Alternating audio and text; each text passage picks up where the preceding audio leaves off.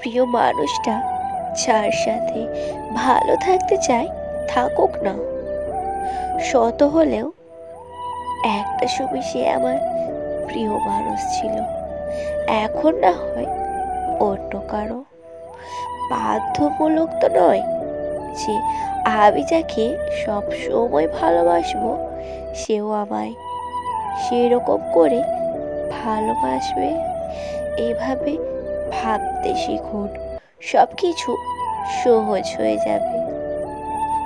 এভাবে না হয় ভেবে নেব ভালোবাসাটা আমার ছিল, কষ্টটাও আমারই থাকুক, তবুও সে সুখে থাক।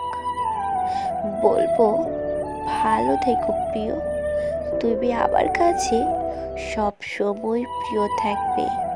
আমি না হয় বরাবর তোমার অপ্রিয় হয়েই থাকলাম।